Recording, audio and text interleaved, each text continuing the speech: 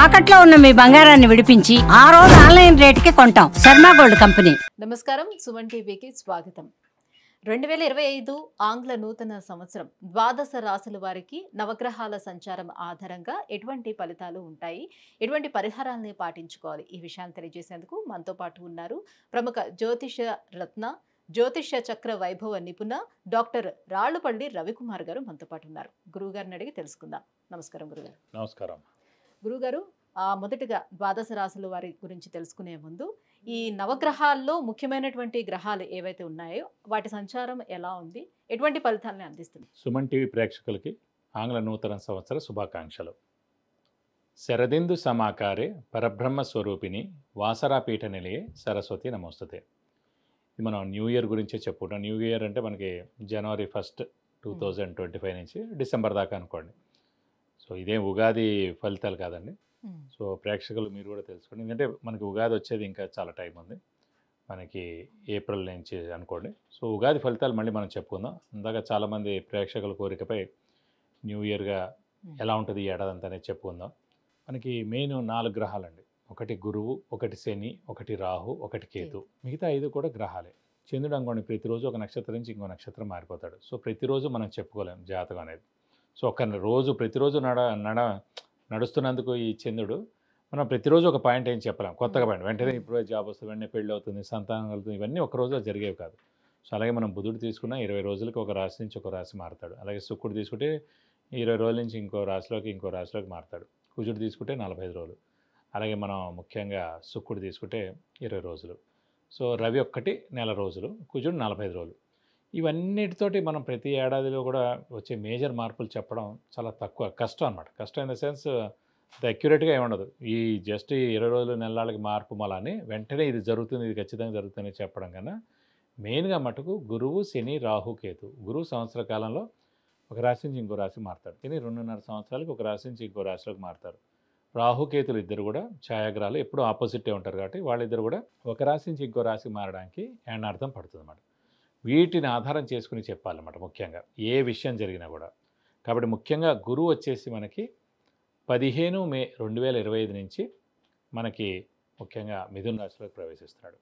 అలాగే శని 30 మార్చ్ 2025 నుంచి మీన రాశిలోకి ప్రవేశిస్తున్నాడు. ఇక రాహుకేతు ఇద్దరు కూడా సేమ్ డేట్ 18th మే 2025 నుంచి మనకి రాహు కుంభరాశిలోకి వస్తాడు. అలాగే కేతు సేమ్ 18th మే 2025 నుంచి సింహరాశిలోకి కేతు వస్తాడు. ముఖ్యంగా మొన్న కూడా చెప్పుకున్నాం మనం, అక్టోబర్ 20 తారీఖు నుంచి కుజుడు నీచలో ఉన్నాడండి. సో ఈ కుజుడు నీచత్వం 21 జనవరి 2025 వరకు ఉంది. అంటే ఈ జనవరి 2025 21వ తారీఖు దాకా ఉంది. మళ్ళీ ఇంకొకసారి 3rd ఏప్రిల్ 2025 నుంచి 5th జూన్ 2025 వరకు కుజుడు నీచలో ఉంటాడు. సాధారణంగా ఈ కుజుడు మెయిన్గా న్యాచురల్ కెలామిటీస్ కారకుడు, అంటే ఎర్త్క్వేక్. లాస్ట్ టైం మనం ఎందుకో చెప్పుకోలేకపోయాం, ఈ న్యాచురల్ కెలామిటీస్ అనే వర్డ్ వాడడం కానీ చెప్పుకోలేకపోయాం. సో ఎర్త్క్వేక్ కానివ్వండి, మేజర్గా తుఫాన్లు కానివ్వండి, పంచభూతాలు ఏవైతే సృష్టిస్తాయో నీరు ద్వారా కానివ్వండి, భూమి ద్వారా కానివ్వండి, లేకపోతే ఫైర్ అగ్ని ద్వారా కానివ్వండి, సో ఇలాంటి ఈ పంచభూతాలు సాక్షిగా ఏదైనా ప్రళయం సంభవించేందుకు అవకాశం ఉన్నాయి. ఇది కాకుండా కుజుడు మెయిన్గా కారకుడు, ఎలక్ట్రికల్ అనుకున్నాం, ఫైర్ ఏదైనా అంటుకోవడం కానీ, సెక్యూరిటీ కూడా కుజుడే అండి. అలాగే సెక్యూరిటీ ల్యాబ్స్ అవ్వడం కానీ, షార్ట్ సర్క్యూట్ అవ్వడం కానివ్వండి, మెయిన్గా వెహికల్ యాక్సిడెంట్స్, అలాగే ఫ్యాక్టరీలో పనిచేసే వాళ్ళు వర్కర్స్ ఉంటారు, ఇండస్ట్రీలో పనిచేసే వర్కర్స్ ఉంటారు, అక్కడ ఏమైనా పేరడం కానీ లేదంటే అంటుపోవడం కానీ, ఇదే కాకుండా ఈ ఎన్కౌంటర్స్ ఇవన్నీ కూడా జరుగుతుంటాయి. ఇలాంటి చోట్ల కూడా అనవసరంగా మన పోలీసులు కూడా కొంతమంది చనిపోవడం జరుగుతుంది, అలాగే ఆర్మీ వాళ్ళు కూడా కొంతమంది చనిపోవడం జరుగుతుంది.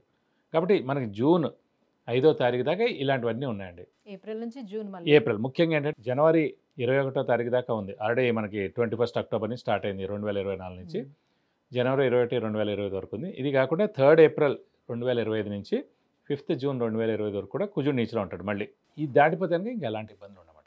ఇవన్నీ ముఖ్యంగా మెయిన్గా రాహు, కేతు, గురు, శని మనకి ఎక్కడెక్కడ సంచరిస్తారో మెయిన్గా ఈ 2025 సంవత్సరంలో ఇలా ఉంటుంది. గురుగారు, 2025 ఈ ఆంగ్ల సంవత్సరం వృశ్చిక రాశి వారికి గ్రహాల అనుగ్రహం ఎలా ఉంది? ఏ గ్రహాలు ఎటువంటి ఫలితాలను అందిస్తున్నాయి? తప్పకుండా అండి. వృశ్చిక రాశి అనగానే మనకి విశాఖ 4వ పాదం, అనురాధ 1, 2, 3, 4 పాదాలు, జ్యేష్ఠ 1, 2, 3, 4 పాదాలు, ఈ నక్షత్రాల సమూహంతో మనకి వృశ్చిక రాశిలోకి వస్తుంది. వీళ్ళకి 15th మే 2025 వరకు గురుబలం పరిపూర్ణంగా ఉంది. ఎందుకంటే సప్తమ స్థానంలో చాలా బాగుంటాడు గురువు కాబట్టి. అలాగే అర్ధాష్టమ శని ప్రస్తుతం మనకి 30th మార్చ్ దాకా ఉంది. సో 30 మార్చ్ తోటి అర్ధాష్టమ శని వెళ్ళిపోతుంది ముందుగా. ఓకే. ఈ మెయిన్గా 2.5 సంవత్సరం నుంచి వీళ్ళ అనుభవించిన బాధ వ్యధ ఏదైతే ఉందో తర్వాత, ఎందుకంటే ఇందాక కూడా చెప్పుకున్నా, మేషరాశి అధిపతి కుజుడు, వృశ్చిక రాశి అధిపతి కుజుడు. వీళ్ళకి ఏలినాటి శని వచ్చినా, అర్ధాష్టమ శని వచ్చినా, అష్టమ శని వచ్చినా కూడా చాలా ఇబ్బంది పెడతారు.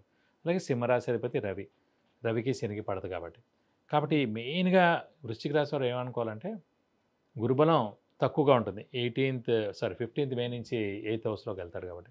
కానీ ముందుగా అర్ధాష్టమ శని అనేది వెళ్ళిపోతుంది. 2.5 సంవత్సరం నుంచి పీడించేసిన శని వెళ్ళిపోతున్నాడు. అంటే అటు 5వ స్థానంలో వెళ్ళినా కూడా పర్వాలేదు, అది గురువు యొక్క స్థానం మీన రాశిలో కాబట్టి పర్వాలేదు. అర్ధాష్టమ అనేది స్వస్థానమైనా కూడా శనికి చాలా నష్టం చేకూర్చాడు, అది అర్ధాష్టమ శని అయింది కాబట్టి. కాబట్టి 5th వెళ్ళినా కూడా శని పర్వాలేదు. కానీ ముఖ్యంగా మటుకు అర్ధాష్టమ శని వెళ్ళిపోయింది అనేది మటుకు వీళ్ళు ఆనందించదగ్గ పరిణామం అని చెప్పుకోవాలి. కానీ గురువు అష్టమ స్థానంకి వచ్చి గురువు అష్టమ స్థానంలో ఉన్నందుకు ఏంటంటే మిశ్రమ ఫలితాలు ఇస్తాడు.